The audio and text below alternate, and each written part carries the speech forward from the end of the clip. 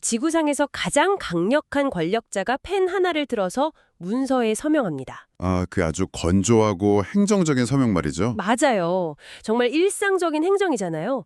근데 그 작은 나비 효과가 수천 킬로미터 떨어진 식민지의 한 작은 마을에 닿습니다. 네, 그 엄청난 권력의 물리력이 가장 연약한 곳으로 향하는 거죠. 네, 그래서 결국 만삭의 10대 임산부가 그 짐승들의 침과 배설물 냄새가 진동하는 밥통에서 첫 아이를 낳게 만듭니다.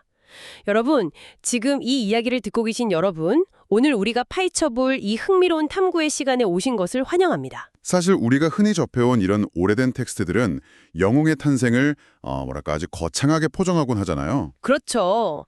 막 하늘이 열리거나 화려한 궁전이 배경이 되거나 하니까요. 맞아요. 하지만 오늘 살펴볼 이 고대의 기록은 그런 모든 기대를 아주 철저하게 부숴버립니다. 네, 많은 분들이 그 연말의 흔한 장식이나 교회 연극 모델을 통해서 이 텍스트의 껍데기만 좀 익숙하게 알고 계실 겁니다. 그냥 평화롭고 따뜻한 이미지로만 소비되는 경향이 있죠. 그러니까요. 하지만 오늘 우리의 미션은 그 예쁜 포장지를 다 뜯어내는 겁니다. 뜯어내야죠. 그 안에 숨겨진 진짜 이야기들을 봐야 하니까요. 네, 이 텍스트 이면에 숨겨진 그 날카로운 정치적 긴장감, 그리고 철저히 소외된 계층의 등장, 또 한 인물이 자신의 정체성을 찾아가는 아주 서늘하고도 경이로운 심리적 궤적을 날것 그대로 추적해 볼 겁니다. 아주 흥미진진한 여정이 될 것 같네요. 좋아요. 이 내용을 하나씩 풀어보죠. 이야기의 시작은 가장 높은 곳, 로마 제국의 심장부에서 출발합니다. 네, 텍스트의 첫머리는 당시 세계를 호령하던 가이사, 아구스토, 즉 로마의 초대 황제 아우구스투스의 칙령으로 시작됩니다. 아, 그 천하의 호적, 그러니까 인구조사를 하라는 그 명령이죠. 맞습니다. 이 명령 때문에 수리아 총독 구레뇨 관할 아래에 있던 모든 사람들은 각자의 고향으로 돌아가서 등록을 해야만 했어요. 다들 자기 고향으로 대이동을 해야 했던 거군요. 그렇죠. 그래서 다윗의 혈통이었던 요셉도 갈릴리의 나사렛을 떠나 유대 베들레헴으로 가게 됩니다. 그것도 임신한 약혼녀 마리아를 데리고 먼 길을 떠나게 된 거죠. 잠깐만요. 이 대목에서 약간 제가 이해가 안 가는 부분이 하나 있어요. 네, 어떤 부분인가요? 많은 사람들이 이 기록을 거시적 권력의 폭력성과 연결지어서 해석하잖아요. 네, 그런 해석이 지배적이죠. 근데 당시 로마 제국 입장에서 생각해보면 세금을 제대로 걷고 인구를 파악하는 게 그 당연한 국가 운영 시스템 아니었나요? 이걸 굳이 일상에 대한 물리적 폭력이라고까지 해석해야 할까요? 그렇게 생각하실 수 있습니다. 표면적으로는 아주 합리적인 행정 절차처럼 보이거든요. 네, 그냥 통계조사 같은 느낌이니까요. 하지만 그 시스템이 작동하는 방식의 이면을, 즉 당시의 물리적 현실을 우리가 좀 들여다봐야 합니다. 나사렛에서 베들레헴까지는 직선 거리로만 100km가 훌쩍 넘어요. 와, 100km요? 지금 차로 가도 꽤 걸리는 거리인데요. 그렇죠. 게다가 당시의 거칠고 구불구불한 흙길을 고려하면 훨씬 더 고된 여정입니다. 아, 현대에 잘 닦인 고속도로를 차로 달리는 100km가 전혀 아니군요. 전혀 아니죠. 거기다가 치안이 불안해서 강도들이 출몰하는 정말 위험한 길이었거든요. 세상에 그런 길을 만삭의 임산부가 걸어갔다고요? 바로 그겁니다. 마리아는 출산을 코앞에 둔 만삭의 몸이었습니다. 황제의 장부의 숫자 하나를 더하기 위해서 변방의 가장 무렵한 부분은 아무런 인프라도 없는 상태에서 며칠 밤낮을 걸어 목숨을 건 이동을 해야 했던 겁니다. 아, 진짜 목숨을 건 행군이었겠네요. 맞습니다. 거대한 제국의 행정 편의가 힘없는 개인의 생존을 어떻게 벼랑 끝으로 몰아넣는지를 이 텍스트는 이 건조한 구절 하나로 극명하게 대비시키고 있는 거죠. 그렇게 듣고 나니까 그 황제의 펜놀림 하나가 얼마나 무서운 물리력을 가졌는지 확 체감이 되네요. 권력의 진짜 무서움이 그런 거죠. 네, 근데 그렇게 목숨을 걸고 베들레헴에 도착했는데 그 다음 상황은 솔직히 더 처참하잖아요. 여관에 방이 없었으니까요. 맞아요. 여관에 방이 없어서 결국 마리아는 천의 아기를 싸서 가축의 먹이를 담는 구유, 그러니까 짐승들의 밥통에 눕히게 됩니다. 네, 가장 초라한 탄생의 모습이죠. 저는 이 텍스트의 저자가 왜 이렇게까지 구체적이고 초라한 디테일에 집착했는지 묻고 싶습니다. 굳이 이렇게까지 주인공이 밑바닥으로 추락해야 할 이유가 있었을까요? 바로 그 지점이 이 텍스트가 가진 전복적인 성격의 출발점이라고 할 수 있어요. 전복적이요? 그게 어떤 의미죠? 저자는 당대의 로마 황제가 세상을 지배하는 방식, 즉 통제와 권력의 시스템을 먼저 보여준 뒤에 이 이야기의 주인공이 그 거대한 제국의 시스템 바깥에 있다는 걸 보여주는 겁니다. 아, 일부러 시스템과 철저히 분리시키는 거군요. 네, 심지어 인간 사회의 가장 기본적인 안전망인 여관에서조차 밀려난 철저한 비주류로 시작했다는 걸 선언하는 거죠. 와, 그러니까 제국은 장부로 세상을 통제하려고 하지만 진짜 중요한 역사는 그 장부에 기록될 가치조차 없어 보이던 가축들의 밥통 위에서 시작되었다는 엄청난 역설인 겁니다. 황제의 장부와 가축의 밥통의 대비라니. 확실히 이 텍스트는 처음부터 좀 기존의 질서를 조롱하는 듯한 뉘앙스를 강하게 풍기네요. 아주 예리한 분석입니다. 그리고 이런 권력의 전복이라는 테마는 바로 다음 장만에서 더욱 날카로워집니다. 아기가 태어난 그 밤에 이 소식을 가장 먼저 들은 사람들이 누구였는지 혹시 생각해 보셨나요, 여러분?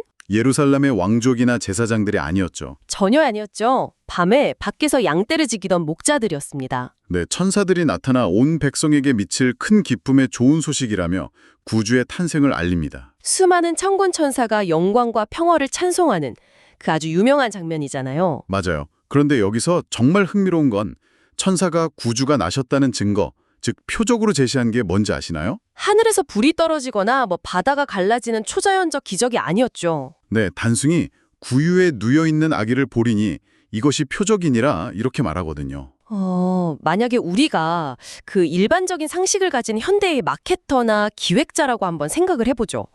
세상을 바꿀 엄청난 메시지를 전할 때 과연 누구를 먼저 찾을까요? 당연히 가장 영향력 있는 언론 매체나 인플루언서를 찾겠죠. 당연하죠.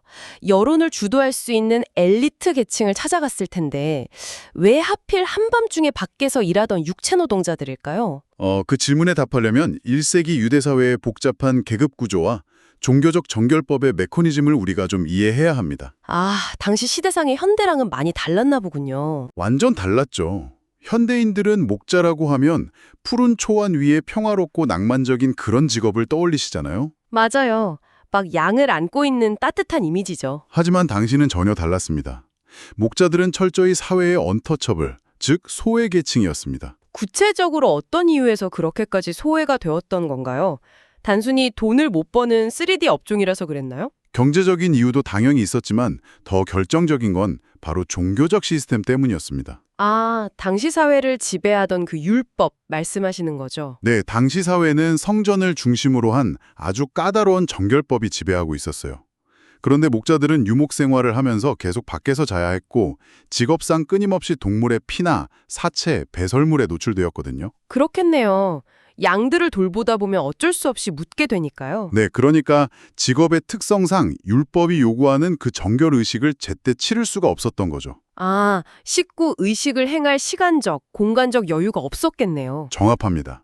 즉, 이들은 종교 기득권층의 눈에 늘 부정한 자들로 낙인 찍혀 있었습니다. 늘 부정한 자들이요. 와, 그 단어가 주는 무게감이 엄청나네요. 심지어 그들의 증언은 법정에서 법적 효력을 인정받지도 못했습니다. 그만큼 사회적 신뢰도가 바닥이었던 거죠. 잠깐만요.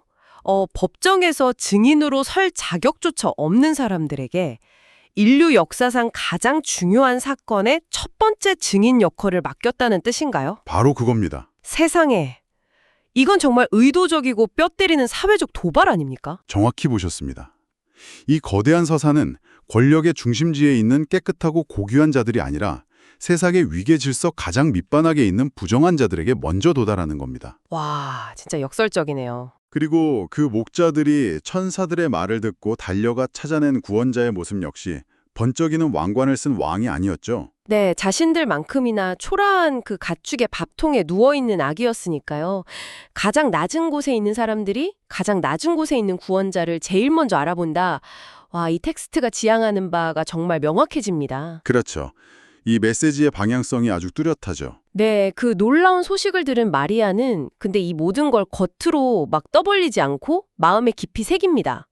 하지만 이 이야기가 마냥 감동적인 축제로만 이어지진 않잖아요. 네, 현실적인 문제들이 계속 이어지죠. 시간이 흘러서 아기가 태어난 지 8일 만에 할례를 받고 또 모세의 율법에 따라 정결 예식을 치르기 위해 예루살렘 성전으로 올라갑니다.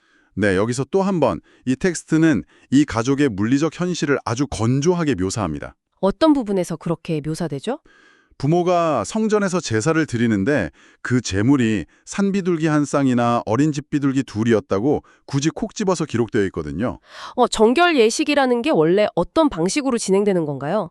왜 비둘기라는 구체적인 동물이 언급된 건지 좀 궁금합니다. 당시 레위기 율법에 따르면 산모의 정결 예식을 위해서는 기본적으로 1년 된 어린 양을 번제물로 바치고 속죄제로 비둘기를 바쳐야 했습니다. 아, 기본 세트는 양 한 마리에 비둘기 한 마리군요. 맞습니다. 하지만 양 한 마리는 서민들에게 꽤 부담스러운 금액이었죠. 비싸겠네요, 아무래도. 그래서 율법은 경제적으로 양을 바칠 능력이 안 되는 극빈층을 위해서 예외 조항을 두었습니다. 양 대신 비둘기 2마리로 제사를 드릴 수 있게 해준 거죠. 아, 그러니까 이 구절은 요셉과 마리아가 성전에 양 한 마리조차 바칠 수 없을 만큼 정말 가난했다는 걸 노골적으로 드러내는 일종의 영수증 같은 거군요. 아주 적절한 비유네요. 가난의 증명서 같은 거죠. 밥통에서 태어난 것도 모자라서 가장 가난한 자들의 제물표를 들고 성전에 섰다는 거잖아요. 네, 가장 초라한 모습으로 종교의 중심지에 선 겁니다. 그런데 바로 이 성전에서 이들의 운명을 뒤흔드는 두 노인을 만나게 됩니다. 시므온과 안나죠. 성령의 지시를 받은 의롭고 경건한 노인 시므온은 아기를 안고 벅찬 찬양을 올립니다. 이 아기가 이방을 비추는 빛이고 이스라엘의 영광이라고 막 선언하잖아요. 네, 거기까지는 우리가 아는 흔한 영웅서사 같습니다. 하지만 시므온은 곧바로 마리아를 향해 아주 선하라고도 묵직한 예언을 던집니다. 분위기가 갑자기 확 바뀌죠. 이 아기는 많은 사람을 패하거나 흥하게 할 것이며 비방을 받는 표적이 될 것이라고요. 무엇보다 마리아 당신의 마음을 칼이 찌르듯 할 것이라고 경고합니다. 와, 저는 이 텍스트가 가진 진정한 깊이가 바로 이 대목에서 나온다고 생각합니다.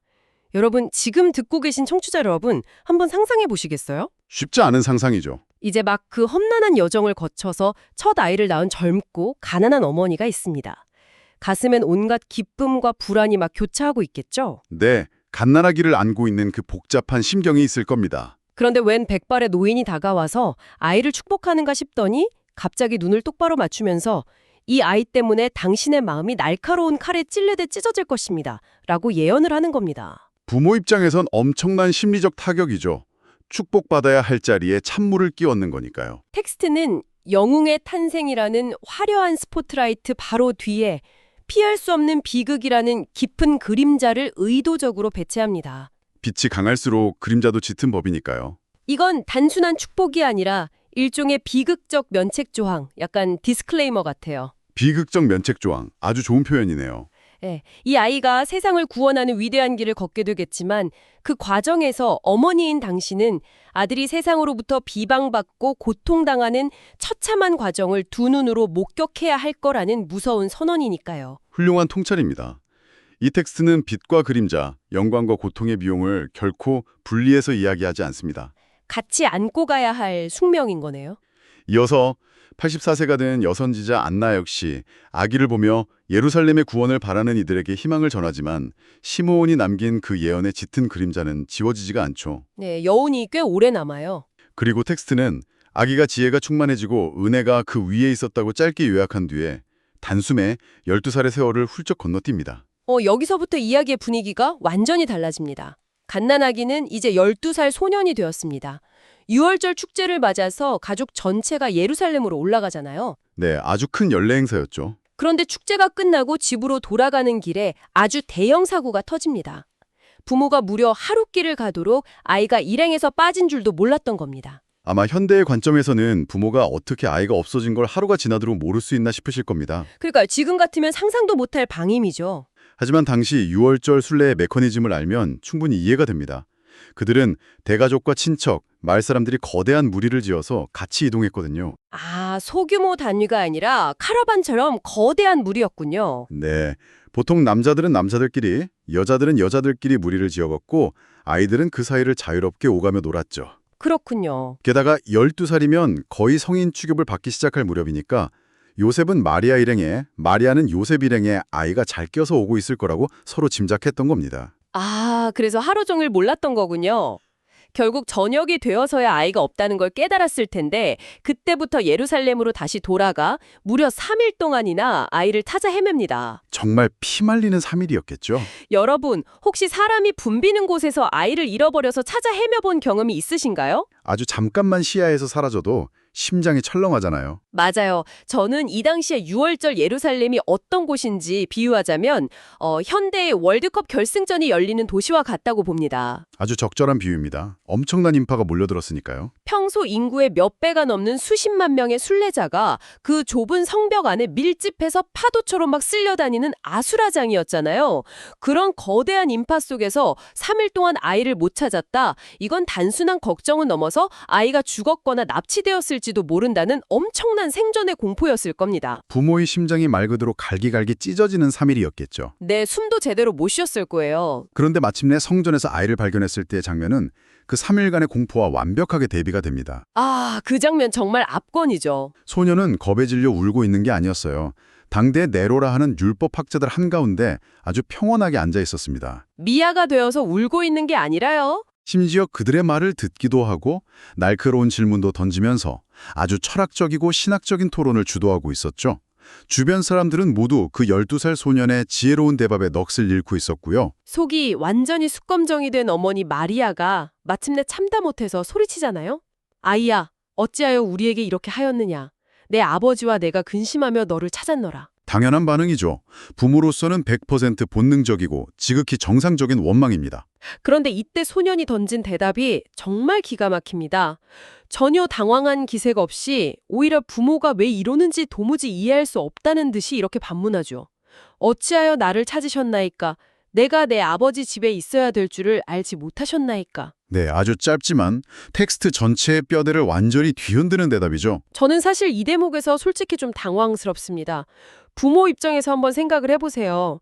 피 말리는 3일을 죽어라 찾아다녔는데 돌아오는 대답이 죄송하다는 사과가 아니라 제가 당연히 여기 있을 줄 몰랐어요? 라는 철학적 반문이란요.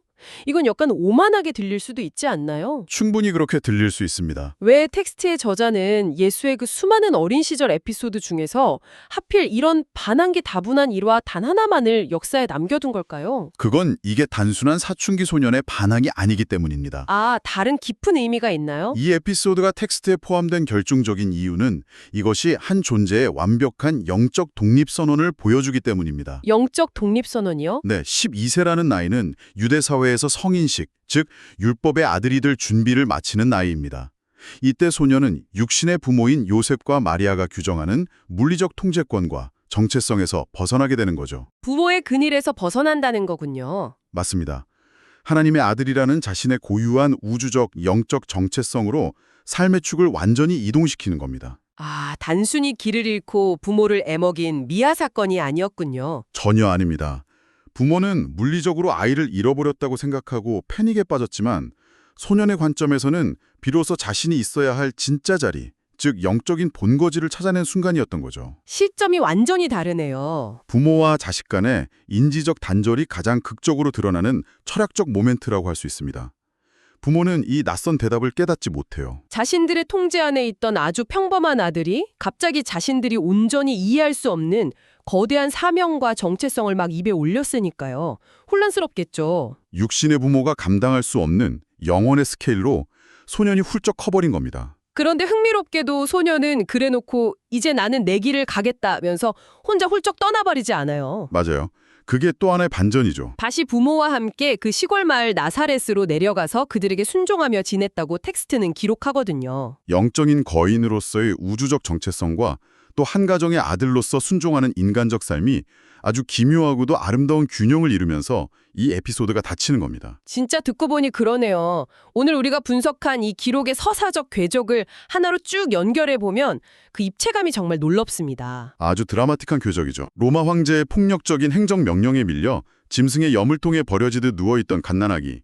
그러나 동시에 세상에서 가장 소외된 자들의 찬양을 받았고 성전에서는 영광과 고통이 뒤섞인 묵직한 예언의 대상이 되었습니다. 가장 밑바닥에서 시작해 가장 거대한 운명을 품게 된 거죠. 네, 그리고 12살이 되어서 부모의 권위를 넘어 성전에서 스스로 자신의 존재 이유를 규명해내기까지.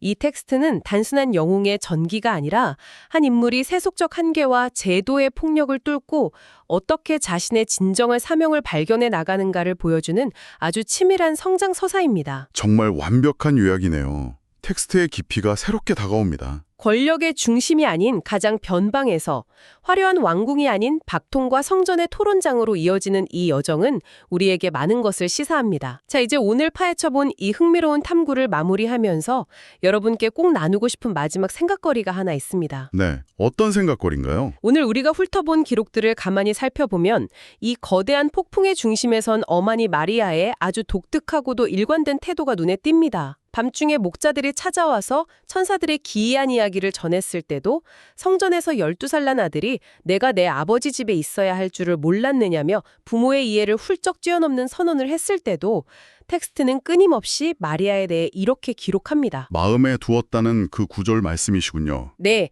이 모든 말을 마음에 새겨 생각했다. 혹은 이 모든 말을 마음에 두었다고요.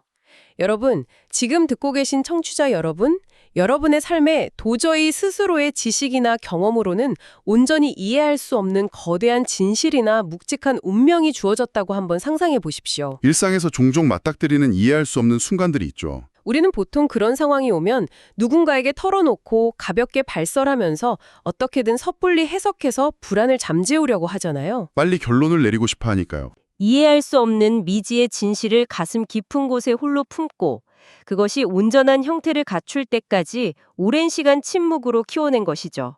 도무지 해석되지 않은 삶의 무거운 신실을 남에게 발설하지 않고 스스로의 내면에 담아두는 그 거대한 심리적 무게는 과연 어떤 것일까요? 참으로 묵직한 질문이네요. 오늘 어쩌면 진정으로 위대한 일은 세상의 시끄러운 무대 위가 아니라 누군가의 고요하고 외로운 마음 속에서 가장 오랜 시간 동안 묵묵히 자라나고 있는 것일지도 모른다는 이 질문을 여러분의 마음에 남겨드리고 싶습니다. 지금까지 이 깊이 있는 탐구를 함께 해주셔서 감사합니다.